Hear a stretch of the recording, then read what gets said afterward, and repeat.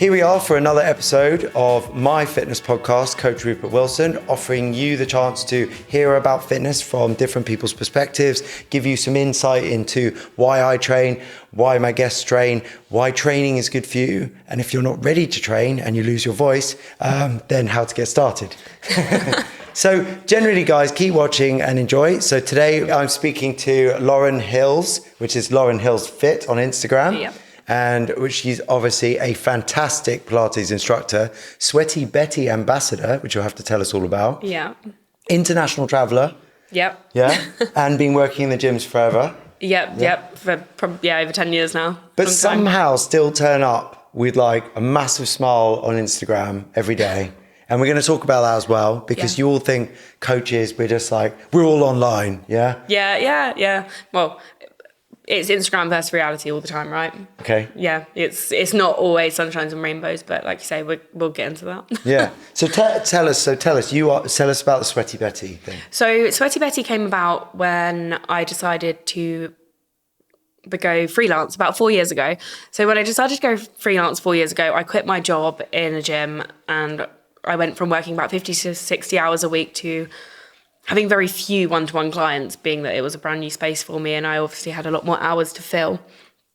When I decided to go freelance with my coaching, I applied for a part-time job at Sweaty Betty and they took me on as a store assistant. So that was essentially a bit of promised money at the end of each month whilst I was trying to build a client base. But I was also conscious that I didn't want to fill up all my time with a different job when my plan was PT. Right. I then must have been working with them for about 3, 4, 5 months and my calendar was fully booked, which was amazing with a PT. Or if it wasn't fully booked, it was as good as it was going to get for then. So I went from working in the store, absolutely loving it. I started creating content whilst I was in the store because I just thought it was fun. Yep. And head office had kind of put out feelers there to see if anyone would be interested from a shop assistant sort of point of view of creating content when the stores aren't busy, when you have a bit of downtime, like what would that look like? So I started doing it all the time. And then I started tagging them all of the time. And I then one day, before I decided I was officially leaving, I got a call from the head office and they were like, oh, we've seen what you've been tagging us in. We think it's really cool, especially because you already work with the brand. Can we send you a pair of leggings and you do a video for us? And I thought, free leggings? Yeah. Absolutely. So that's a great idea. This is so cool. And the reason I obviously chose Sweaty Betty in the first place, because it's a women's fitness wear brand. That's where my new clients are going to be. And it's a brand I already love. So from the offset, it just all made sense. And I did the video for them. That has now got millions of views. Really? That first video? I don't know how that happened. Oh, I'll have to insert the video here. Yeah. For those of you watching, we'll get that video pulled up and we'll put it in the video now. It's for some like leggings that are like super sculpting. Right. Like, they're called the Ultra Sculpt. So the idea is they're a bit of a wiggle to get on, but once they're on, a bit 10 like, out of 10. Do you remember Friends? Did you ever see the Ross in Friends bit? Did you do that? Play on joke? Yeah. Could you imagine? No, I didn't. But yeah, there's a wiggle in there. Right.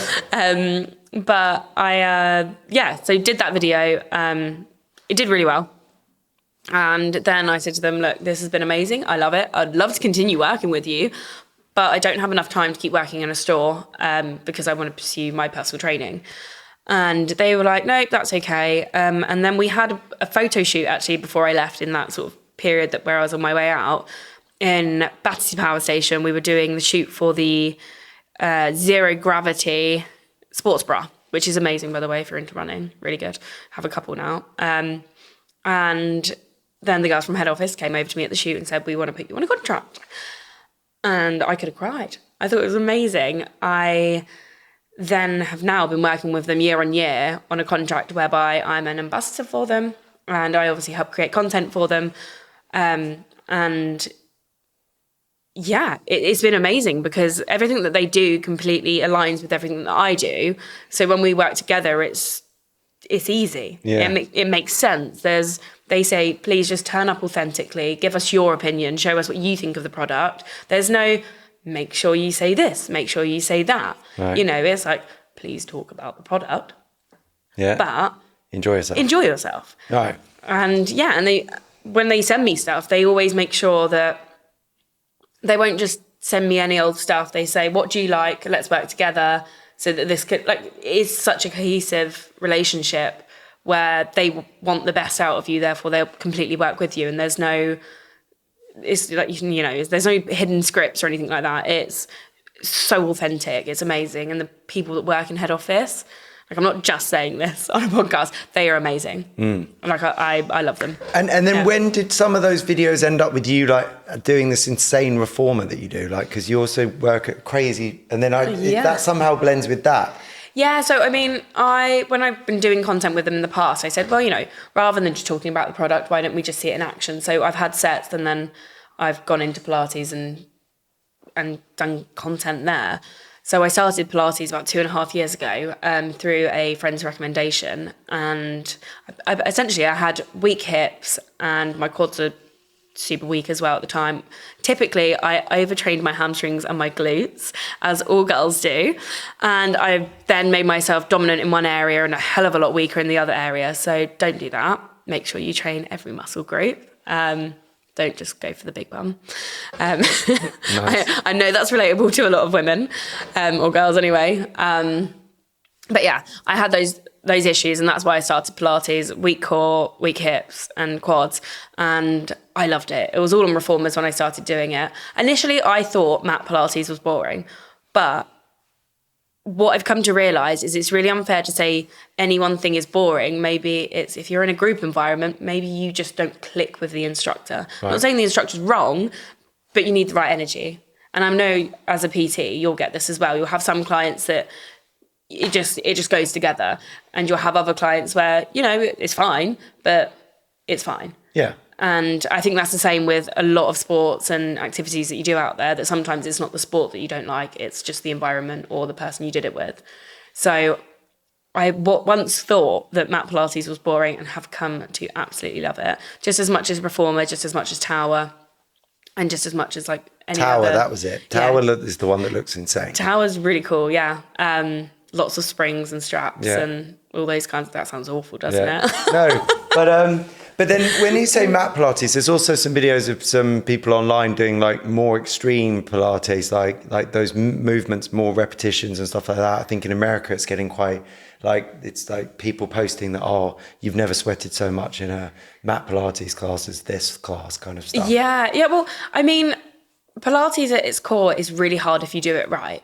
And I think that's what, it is really hard. Yeah. And I think it's just become more spoken about, and people were seeing more of it because of the internet. It's trendy at the moment, right? And when I started it 2.5 years ago, it wasn't trendy. No. I just did it because I genuinely needed it. And I would have qualified straight away, but I also know what I'm like. I didn't want to qualify and then become obsessed with it in a way that I no longer enjoyed doing it myself. I wanted to be able to enjoy doing it and be able to coach it alongside everything else that I do. And I've lost my train of thought there. Oh, fine. Yeah, where was I going with that? We were talking about, I think you're probably afraid to say the thing of like with Pilates, which was that it was maybe more like seen as like mats in a village hall. It wasn't even Virgin Active back then. 2 years ago, Pilates was just one class on the schedule. Mm-hmm. Now Reformer is, I can tell you because I work for Virgin, was about 85% of our class attendance. Mm-hmm. So that's 85% of every class is a Reformer Pilates class. So and it's attended at like a 70% attendance, which is insane. Yeah, and one of my pet peeves with Reformer Pilates in the fitness industry at the moment is how many beds are in one room in these big fitness facilities. There should not be 20 beds in a Reformer Pilates class. I said it. It is so complex, and it doesn't matter how good your cues are. You couldn't possibly look after 20 people at once. It's an injury waiting to happen, in my opinion. I think Reformer Pilates classes, to get the best out of the people that are coming, 8 beds, absolute maximum. 6 in an ideal world, you know. And for £35 a class, that Yeah. people are paying in some places. Exactly, You yeah. would hope that it was Yeah, 1 to 6 or 1 well, you to might as 8. well pay an extra 20 quid and go 1-to-1 in for stuff like, you know, I don't know how much people Yeah. are charging for 1-to-1 Pilates, but yeah, you would be so much better off if you had a class of 20 or could pay a little bit more and be one of you. Do one of you. It's so complex that you don't understand a lot of the movements you're doing because you would have never done them before in your life, that you need to do a lot of foundational work before you then go in and use this big piece of equipment that isn't not a toy. It's So there should to you- help your movement. Yeah. So should you do mat Pilates before you try reformer? I would say so. Yeah. I mean, I think if you can understand the foundations of Pilates and the core engagement and the pelvic tilts and making sure that you understand your body better before you are then stretched, pulled and pushed into different directions, because you will then know how to control the movements. Does that make sense? Yeah. And I hear it from some people say to me, like, they get quite inflamed, like hip flexors, because I think they're trying to hold on to the bed so hard. Yeah, And they're for holding sure. on with the wrong muscles, and Yeah. they think they're supposed to do it well, so they go up a spring or, you know, or they don't. I mean, in my classes, don't touch the springs unless I tell you to. Wow. like we're going to do this. You're going to be like synchronized swimmers. You're going to all be holding the right position. We leave no man behind. Nice. I only teach in studios with up to 8 beds. It's, Yeah. for me, I can't say that I hate rooms of 20 beds and them teaching them. That would be bizarre. So yeah, I only teach up to 8 people at a time in a class. And I love it. It's amazing because then everyone walks away feeling equally worked. Yeah. And I don't want anyone to feel like they're hanging out in their lower back because they don't understand what a pelvic tilt is. Hanging out in their lower back. Yeah. Just run me through what that means. So let's say, for example, we're in a hip bridge or glute bridge. Yeah. And you're on a reformer, you're keeping the carriage closed and your hips are in the air. Yeah. And you're supposed to be squeezing your glutes and using your abdominals Yes. to hold you there. Yeah. The moment that you lose your tilt, your lower back's holding you up. Right. Have you know, Yeah, you now know I the know what feeling, you're talking right? about. Yeah. So when I say hanging out in your lower Yeah. back, they do that and then they go, oh God, I can't. Oh, my back. No, this exercise is entirely my back. And you're like, no, it's not. Let's do this. Let's hold it here. Right. You might be a bit weaker. You might not be able to hold it as long, but once you do it right, you feel the difference. I love that. Similar with planks, when you see people plank and Absolutely. they've got And they have- like a scoop. Yeah, exactly. And I find it infuriating that some people have been going for years and never been told the difference, never been told that small correction that will actually help them. Because a lot of the time, okay, maybe they haven't asked, but the moment they say, my back hurts, if someone, as a coach, hasn't told you how to correct that, either they don't know how, which would be terrifying, but it's like a duty of care to make sure that you're looking after your clients. And I mean, I'm getting into it now, but No, it that's really what it's bothers about. me. Yeah, but that's what it's about. And that's why, like, it's so easy for people who are new to the gym to go try a class. And you've already said 2 massive things there. You've said, 1, find your kind of right tribe.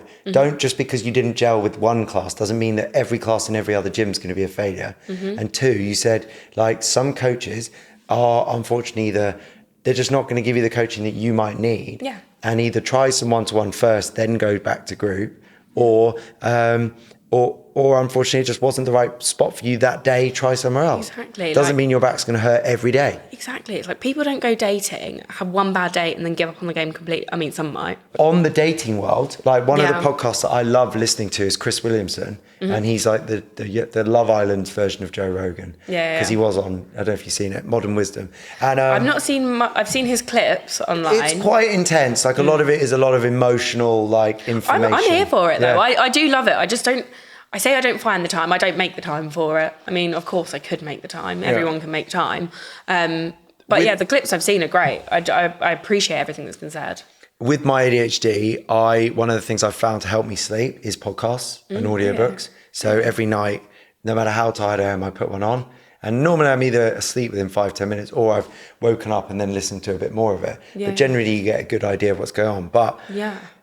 and from some of most of my clients are 40 plus. So most of my clients are 40 plus, 85% women, even though I would love to train guys more, but guys I just don't think are generally ready to open up to a PT sometimes. Because I think when a guy comes to a personal trainer, they're just going to tell the PT the whole truth and nothing but the truth. Like they're going to be like, right, I will drink way too much. I still smoke and I go out all the time, or, you know, I haven't been telling my wife this stuff. So I think for them, for a guy, it takes a bit longer to decide they're going to train. Yeah. With a lady, they're, as far as I can tell, way more up for joining in and getting involved. Yep. But they are not going to tell me anything until like the third week. And then they're suddenly going to, and then when they start telling me everything, then we're like best friends for life. Yeah. Okay. So what do you mean? Sorry. So that in terms of like vulnerability, they don't open up. Well, I think ladies are quicker to decide that they want to fix the problem. So you'll be like, right, I need to fix this. I'm going to go to the gym. Okay. So that's why you see a lot more ladies in classes. You see a lot more ladies attendance at gyms now, and men just like, oh, I do football once a week, or I'm too busy working. Okay, that's interesting because you see the opposite. Well, I mean, I wouldn't say that it's more one way than the other, but I was actually having a conversation earlier today, and it's interesting you say that ladies will decide that they're going to do it and crack on, because I was running my men's only Pilates class on Tuesday this week, and there was a man who came whilst I was teaching, and can we have a chat? And I went, can you come back in like 45 minutes? And we can. And he did. He came back at 8:15 at night to come in for a chat and asked me essentially what was going on. I said, it's a men's only reformer Pilates session. It's good for, you know, X, Y, Z, like what's going on with you. He's like, oh, well, I play golf and I have a sore lower back and a weak core. And I was like, rotation, like everything that he said, it was like, this is why we do it. Yeah. And the reason we're doing it for men is obviously to make that space feel safer for men. And I think that needs to be spoken about, because just as much as women might not want to walk into a room full of sweaty men doing boxing, men don't want to walk into a room of loads of lovely, tall, stretchy women who make that look easy and then they're going to walk out shaking. You know, you need to create an environment they want to be in as well. Yeah, no, sorry. With Pilates, 100 million %, what you're doing is freaking out there massively. Thank you. I'm speaking, sorry, I was talking more about PT. Yeah, no, and on that point of action was, after our conversation, he said, I'm going to go back, I'm going to buy 5 sessions and I'm going to book it in back to back for the next 5 weeks. So I think when you said women go and get it done, sure, but men can do it as well. Oh, yeah. Right? Yeah. But watch now, he won't hesitate to tell you. He told you every single thing that was wrong with him. But I was meaning more like when I get guys come to me, they are ready to tell me like everything. Okay. They'll tell me every part of their diet that's wrong, every part of their routine that's slightly wrong.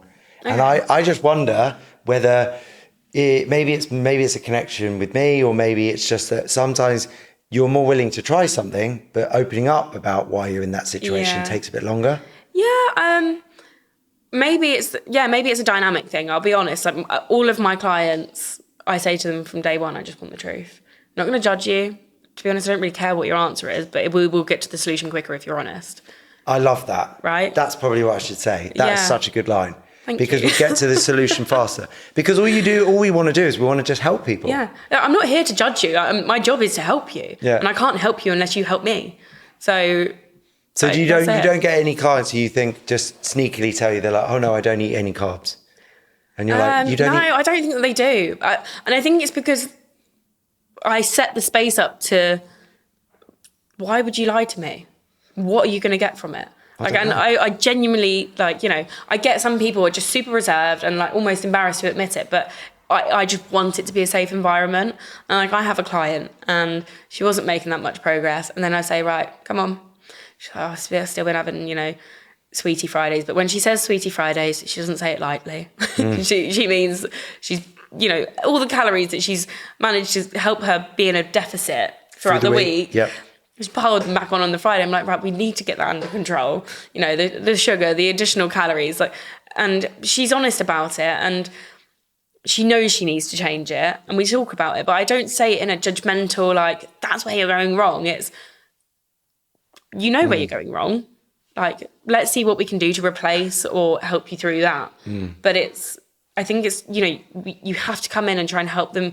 Sometimes just listen. You don't always have to offer a solution. But yeah, either listen or offer a solution. You need to read the room. You need to sort of see what that client wants.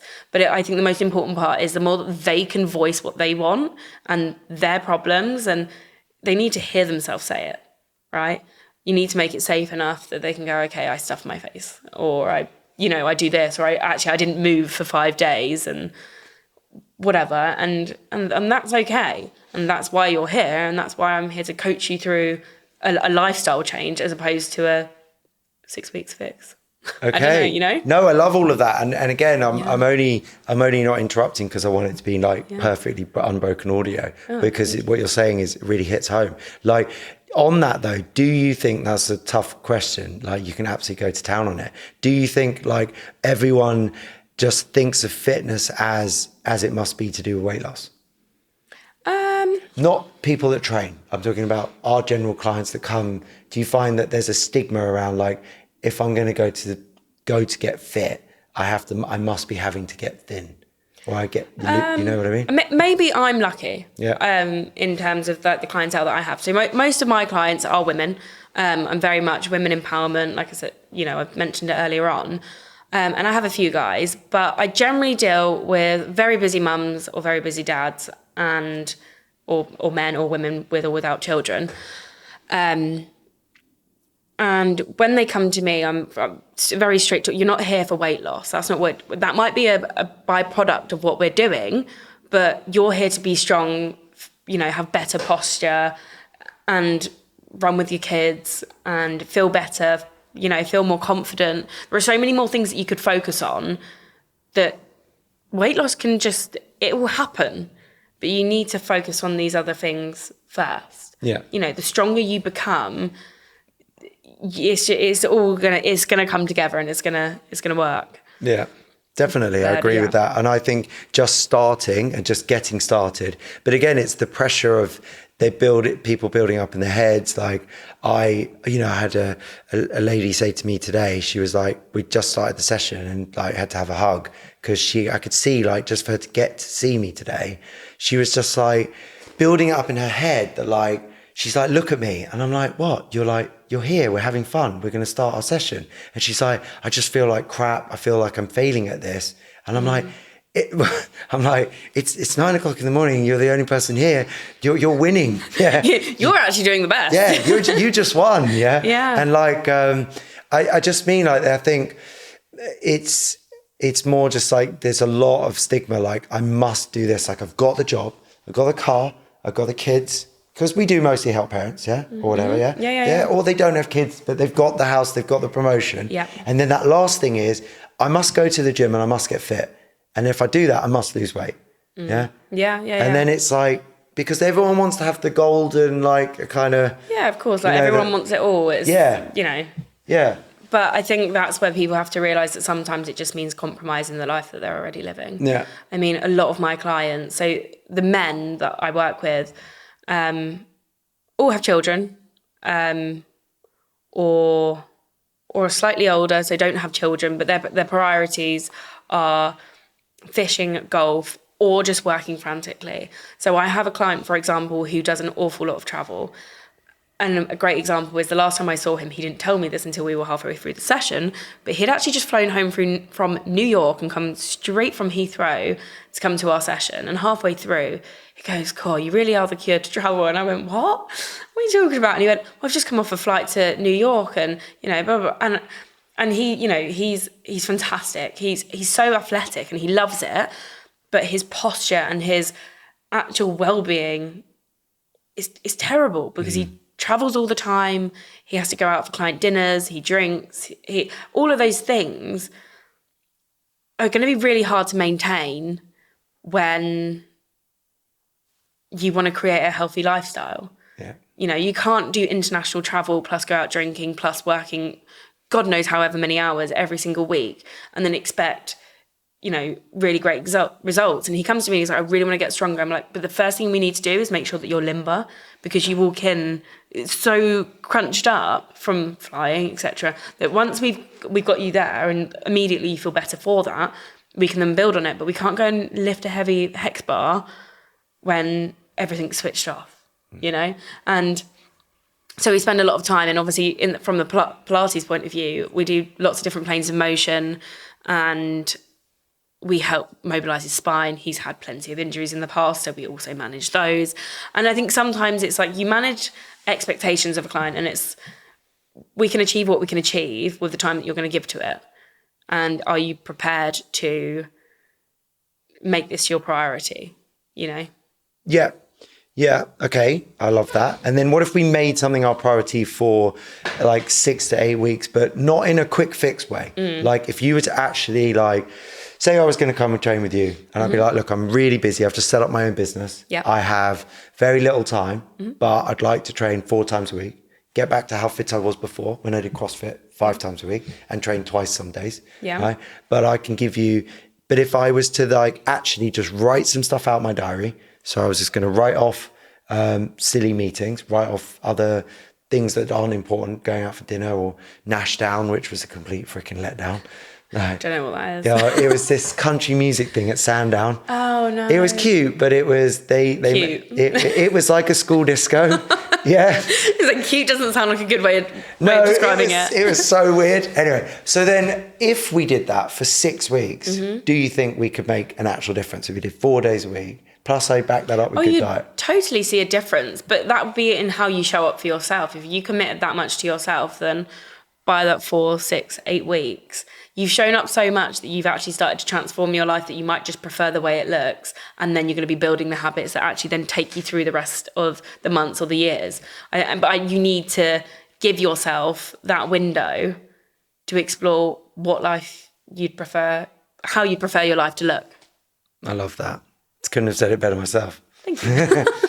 What we were talking about, for those of you now listening, is that with Instagram and our content and backing it up by being a coach, I think sometimes what we show people on social, and obviously you are a brand ambassador, so that means you've got to make a certain amount of content related to lifestyle and how close there's actually no bottom line. No. I don't actually have to do any of that, but it's more of, it's a love. It's like a little side passion. But it looks great, and it like, but I think what we were hitting into is that we also don't want to just be like, well, I don't necessarily always want to just be like too raw with people all the time, because then you're hitting them hard, and then it's like you've had a long day at work. The last thing you need me to do is tell you need to do 10,000 steps and drink 3 liters of water a day, and are you not taking 5 grams of creatine, and you're not eating protein with every meal. If someone hasn't already told them that, then either they've been under a rock. Yeah. But everyone also needs to know that that's like a nice ideal. It's not. Yeah. It's not going to suit everyone. 10,000 steps a day is not going to suit everyone. No. In fact, the sort of a side story on that is, and I'm sure we'll touch back into it, but so when I traveled over to Bali and I lived there for about 4.5 months. And one thing that really struck for me is I worked then online with my coaching and my content creation, which I absolutely loved. But when you are in Bali, there are no pavements, there are busy roads, there aren't beaches to walk on, there's no promenade, it's dodge traffic or go to the gym that is packed, queue for a treadmill, and then hope you can walk for a bit, you know? And what became really obvious to me was, obviously in the UK, we are very lucky. You can go outside and you can go on a walk as long as it's not raining, or you know, just put a waterproof on. But what became obvious is I went from having a very active job, being on the gym floor, working with people and always being on my feet, to working behind a desk. So the content, I was in a room most of the time, which most people would describe as their office or whatever. And I struggled unless I purposely went and walked on a treadmill, or Mum, I promise I didn't walk on the roadside. I really struggled to get my pardon. Or through a rice paddy. Exactly. It was or it was hit that by a moped. Oh my god, it was chaos. But you know, more to the point is, if you are working from an office-based job, it is for the first time ever earlier this year have I had a real appreciation that your steps as an office worker or someone who sits all day are very hard to get in. If you get 6,000 steps in a day, fine, and that's good. And if you usually get 3,000, you can get yourself to 6,000 by going on a 30-minute walk. Amazing. And I just realised how much more effort I had to make from not being in an active job. Does that make sense? Yeah. And I think 10,000 is a lot. you know, if you've not got time to dedicate. Or you can get one of those walking machines at home. A walking pad. Exactly, that'd be great. I'd love one of those. But again, it's all about, can we reduce your calories, right, to a certain level and increase your expenditure for a certain period of time that we could shift the weight down, and then you can stop being constantly in a deficit and go back to maintenance. But everyone thinks, again, and I don't know if there's a difference between my clients and yours, that it's an all or nothing. Like, I must be on a diet for the rest of my life. No, it's like, do it for a bit, feel better. And I'm not saying 12-week crash course for Marbella, or like, you know, I'm going to Ibiza, it's my 40th or my 60th, right? But just get, as you said, better eating habits, get better lifestyle. I hate the term diet as well. Okay. I don't think anyone should be on a diet. I think you should be making better food choices. You should be eating more whole foods. You shouldn't be having a diet where you're cutting all of this. Like, that's ridiculous, because you're not even going to enjoy it.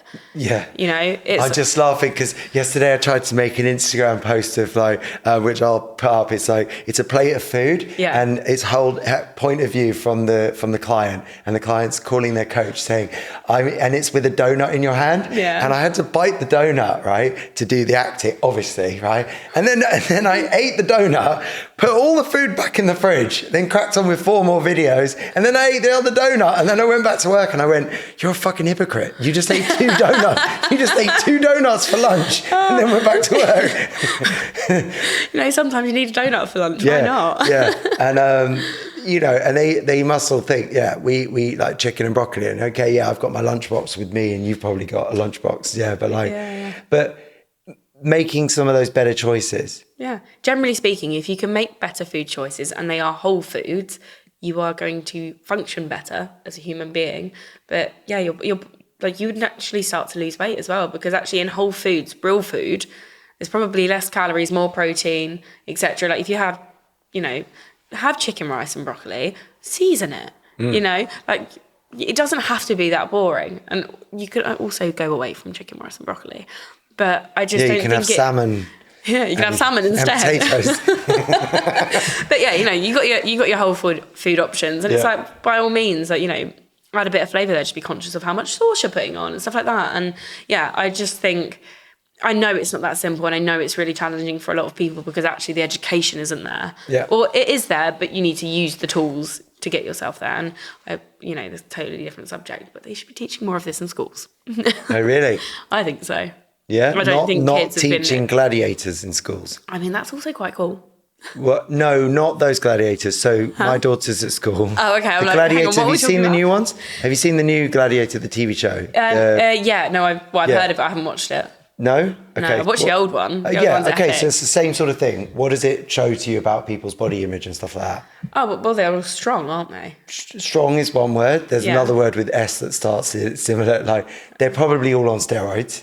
Oh, okay. Do you know what? I didn't even go steroids. I went strong, sexy. Yeah. I thought, sexy, when it starts with S, I was like, true. sexy. I like, those women are doing the most, so I love it. Oh no, yeah. Look, we're definitely with the women as well, and like, I just think that, like, again, we're idolizing images again, but again, we're going off piece. Like, back to our everyday person in an office. Yes. We've tried to hit 6,000 steps. Yeah. So we're eating more whole foods. Then what else can we do? What else? Water. What's your water intake? I know that's like a really boring one, but sometimes, like, are you hungry or are you just dehydrated? Yeah. Because that's like huge. And sometimes I have to even check myself, and I go, oh, I just needed a glass of water, and I'm sound again. I didn't need a snack. I can wait until my next meal. I think that's, you know, another one. And then training. And well, I mean, of course you know this, but weight training is, by gaining more muscle, you have more active tissue, therefore you need more food, therefore you are burning more calories whilst you're not doing a lot, because your body is repairing the muscle that it needs to from the session that you've done. Whereas when you do your cardio, sure, you're hitting loads of calories out, but once you're done, there's less in the recovery process of the active muscle tissue that's burning through, that needs the calories and the food and so on and so forth. Is that a really simple way of explaining it? Did it make any sense? Yeah, it was good. Just really, really fast, but it was perfect.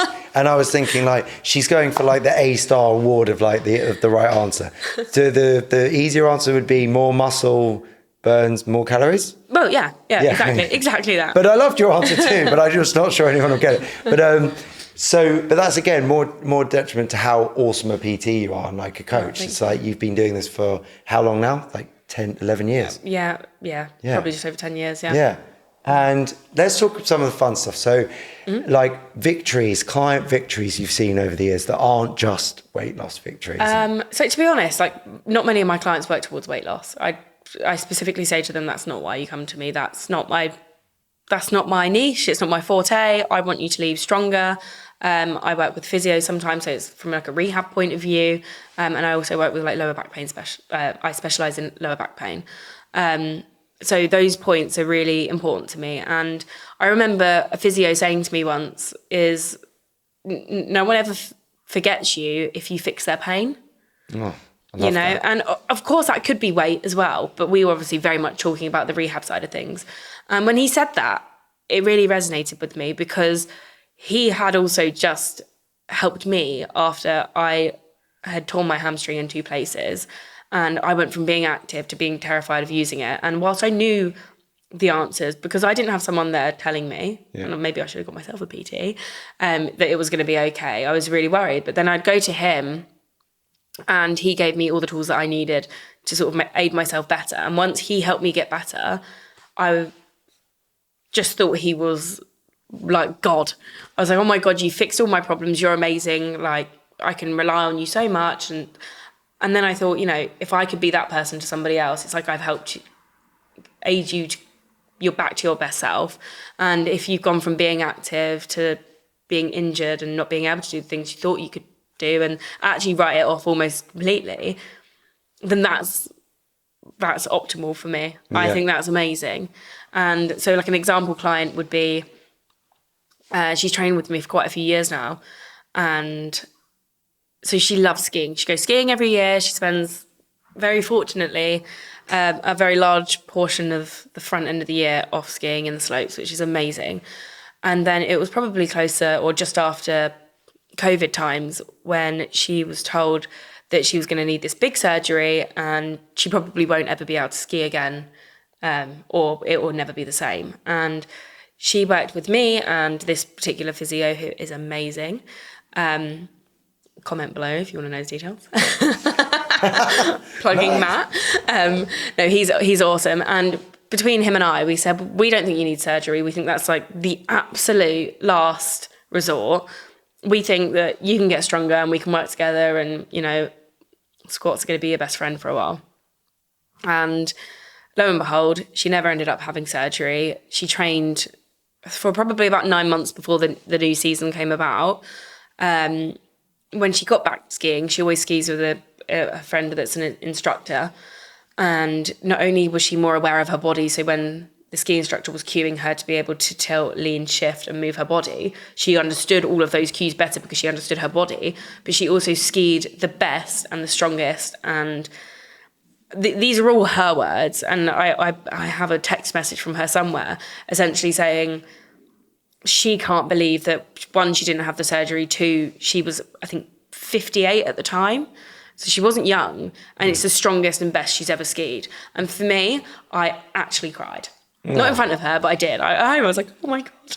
And, we all achieved, very much through the hard work that she put in, but, through the physio and myself, of just all coming together to go, no, it's possible. And we're going to make sure it's possible. And yeah, for me, that's like one of my favourite client success stories, is that thinking that it's all over. And tell me and tell everyone what happened with this hamstring. So what was that story about? My hamstring? Yeah. Oh, so this one, it was actually on a reformer. Okay. So it was just over, it was like a year and a bit, about a year and a bit ago. I was on a reformer bed and at the time I wasn't a qualified instructor on that, but I've been a PT for years. And I was pretty flexible in my hamstrings anyway. And I don't know if anyone knows how to use a reformer. No, tell us. We can always imagine it. So hands are on the foot bar. Yeah, and there's a solid platform there, and then you've got So I have my knee on the carriage. What's the sliding thing called? The carriage, right? So hands are on the foot bar. Done like that. Yeah, knee. left knee's on the carriage Yeah. and then right foot's in front. So you're essentially about to go into a lunge position. Yeah. And then as you push back, you then can start to extend your right leg and then go into a hamstring stretch. So it's almost like the splits off the side. Oh, yeah.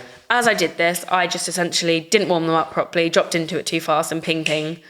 Wow. And it was just like that. And then... And what did that feel like? Because I did my hamstring made the other me week. feel sick. I thought I was going to throw up everywhere. But I also didn't want to let anybody else know that had just happened. So the adrenaline kind of carried me through because it was right at the end of the session. So you finished the session? Yeah, well, yeah, we'd finished it, which was good. But it was also actually like it was an event. I was going to say influencer event, but it was an event. It was an event. And I thought, oh God, come on, Lauren, pull yourself together. And it was... It hurt and I felt a little bit limp about it, but I thought, just go home. You'll be fine, just go home. And I remember sitting down and we actually had wooden dining tables. Chairs. Sorry. And I sat down and I was like a lump underneath my glute, and I could feel it and I was like, oh God, I can't sit here. I had to go and get a cushion, put it underneath my butt. And me and my best friend who lived together at the time, I was like, oh no. I've really done something here. This is not good. And I felt, really sorry for myself. Gave Matt a text with his ear and said, look, this is what's happened. And he said, okay, I think I have an idea, come in for an assessment. And he assessed it and sort of told me what he thought. He was like, look, I don't think you've done anything too bad. So there wasn't any level. So I tore my hamstring the other week in a class similar. I was medium warmed up, not doing reformer. Went into a sideways lunge because I didn't want to be the guy that was like, I'm not doing these movements because I was in a class that I normally teach. So I wanted to show solidarity, even though sideways lunges are not my jam, like a kind of Cossack squat sideways lunge. And instantly just felt this crack pop.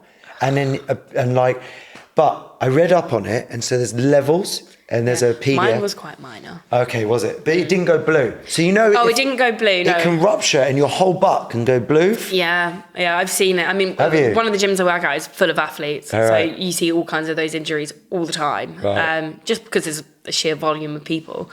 Not because they're all incredibly unfit or, always getting injured.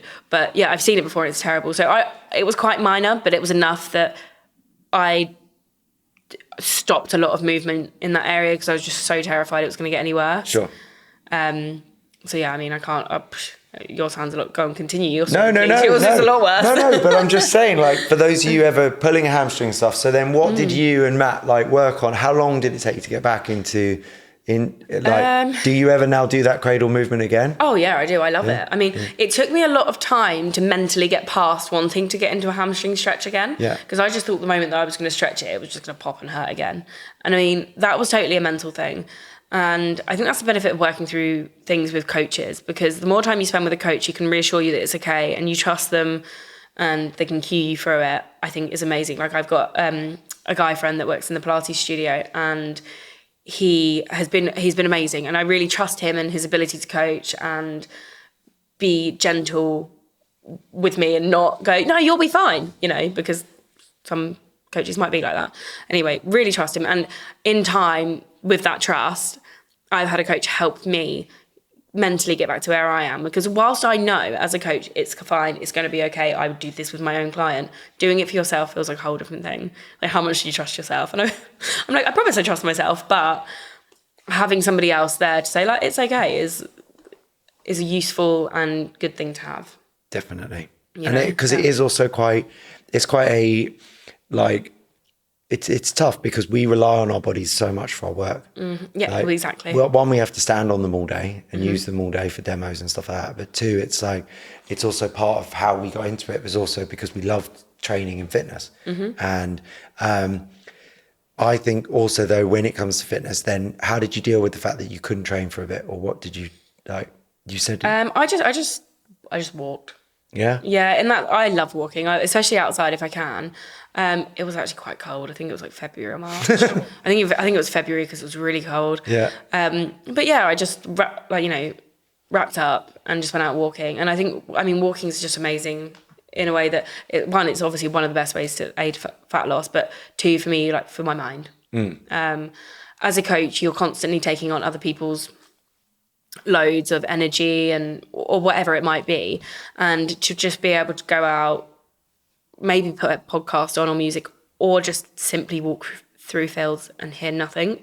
It's just a way that I recharge my mind. And I adore being by myself a lot of the time because I do spend so much time with people. And it's not because I'm an introvert, it's because I just need time to recharge. Yeah, you have a social battery that needs to be filled up, and that's how we stay on top of it all the time. Exactly, yeah. So walking, it saved me. And I mean, did I step back in my fitness? I did. And did I leave certain things longer than I should have? Yeah, I did.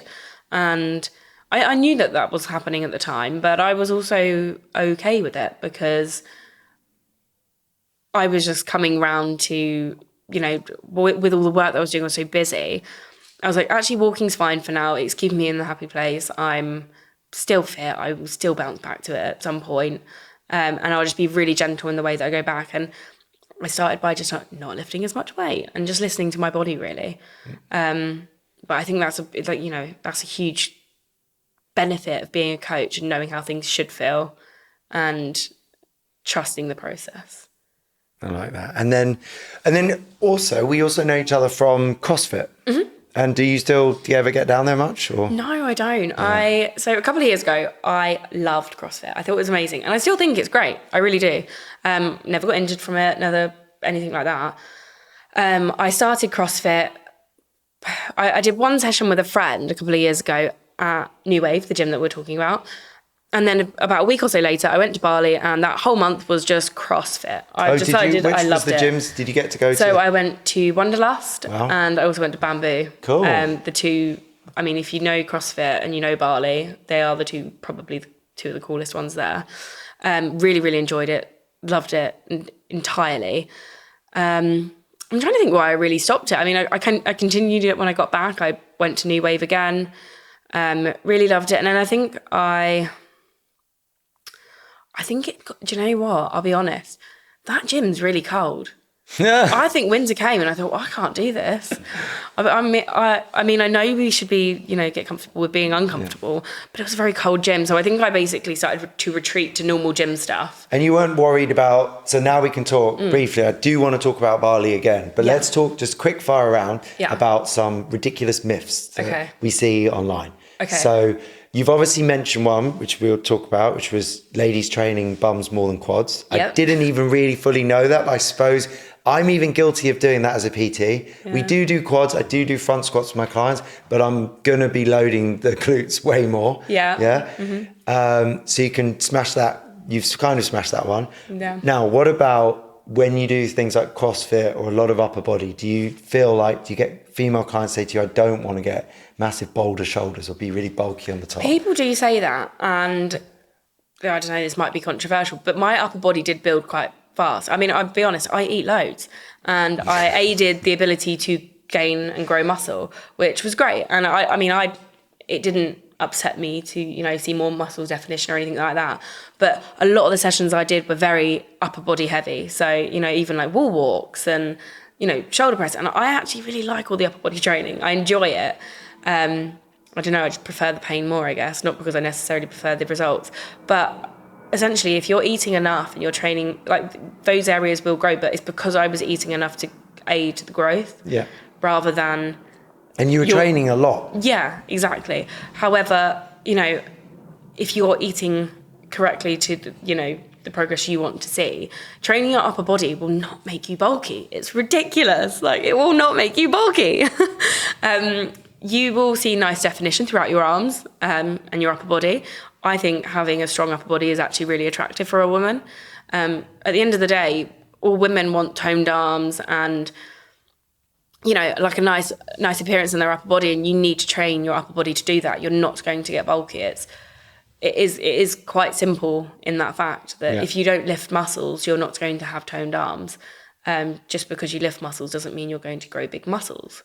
I think there's a lot of women that wish they could have bigger muscles and they can't because genetically women aren't going to pick up the muscle tissue quite as fast as a man would, and you're not going to eat to aid it anyway. So do you know what I mean? Yeah, no, I do know what you mean. It's good. Okay, so other myths we were talking about was men in Pilates or men doing Pilates. So it's frustrating that so many men don't want to do Pilates because they think it's like a woman's place, or Sweaty Betty leggings and... Yeah. You know. I mean, I get the association. And the thing is, it's all the Pilates girlies and Pilates and matcha and brunch and all. And you see all of that stuff online, and I get it. The picture it paints is a very feminine look, right? But I mean, if you take it all the way back to the start, Pilates was designed by a man for men in the military. No way. Yes, yeah. Okay. So, what was his name again? Something like... Joseph Pilates. Oh, there we go. There we go. So yeah, it was actually designed by a guy, and it's everything about it would actually really aid men, which is amazing, because anyone with, you know, sore backs, weak cores, they want to rotate more in their golf swings, etc. It's perfect for that. And I think I understand everything that's been put out there about it, but I think it's, yeah, men should be doing Pilates is the myth that I would love to bust. And with that, we've decided over in Weybridge, where I teach, we've got a men's only class at 7:15 p.m. Every Tuesday. And the reason it's men's only is because we're not taking away women's space and giving it to men or anything like that. It's just like a woman walking into a boxing gym and all of a sudden we have a women's only class. I want the same thing where guys can be safe and feel welcome and comfortable in a Pilates studio, because it's just as much their space as it is ours. And we would still welcome men into any other class, but I want it to be a space where the guys come in, you're all maybe more at a similar level. There's no woman in the corner with her legs up and out and, you know, showing all the flexibility. It's a bunch of guys, whatever your age is, coming in and doing something that will leave your body feeling stronger, taller, your muscles and your back will feel great. I mean, we did a class just this week, and we had one guy who was an ex-athlete, and we had one guy who's like, you know, you're like sort of like your average man, if you like. And it was really interesting because the ex-athlete struggled way more. And afterwards he was like, you've unlocked muscles like I didn't even realise I had, and blah, blah, blah, blah. And I mean, that's an ex-athlete talking about it, you know. And what I loved most about the men's only class is the camaraderie in the room. And there was no seriousness about it other than the obvious desire to do well and walk away feeling that they've got something from the session. It was a very cool, calm, couple of giggles, like the guys are getting used to it. And at the end of the session, I hope they weren't just being nice, but they were like, yeah, we'll see you next week. And I thought, oh, this is amazing, because if we can cultivate a group of people, the community, and that's obviously what CrossFit's very good at, it should be a space for men, and it showed them that they are so capable of doing it. And some movements are a bit tougher than others, but we'll unlock them, and like in any movement. Is it a 5-week course, or is it like you can buy packs? It's every Tuesday. Just every Tuesday? It's just every Tuesday. There's no buying pack. Well, I mean, you can... In most places, you can buy packs of sessions or whatever. You don't have to become a member. You can... No, you can drop in if you want. Drop in and do a class, but otherwise... Yeah, will we see you there? Yeah, maybe. I mean, yeah, why not? So Rupert's coming to Pilates next week. There you go. I can get there 10 minutes earlier and we can do some content. Yeah, love that. But, okay, so that's a really, really good one. I like that. And then really just generally, remind us all, where can we find you? So you can find me on Instagram and TikTok at Lauren Hills Fit. Just FIT at the end of my name, just nice and easy. Nice. But it's the same across all platforms, just keep it uniform. And you're coaching online, face-to-face, and you do everything? I do everything, yeah. So I do online coaching and personal training in and around Surrey. And I do, Pilates instructing and a bit of content creation here and there. Nice, good. Well, in case we run out of time, and if we have run out of time, guys, thank you all for watching and listening. Obviously, you can listen on Spotify because that's where you're already listening now. You can watch on YouTube. And if you want to come train with me, you know where my gym is in Surrey. If not, go to my website and check it out. And if not, come and just try a class at your local gym. Find something. If you want to message us and ask if you think it's the right thing for you to try out, find some Pilates, reformer or mat. Or mat or tower, just Pilates in general. Just give fabulous. It a go and just get out there, try something new, and hopefully it's helped you, and enjoy your week. All right, thanks. Thanks, guys.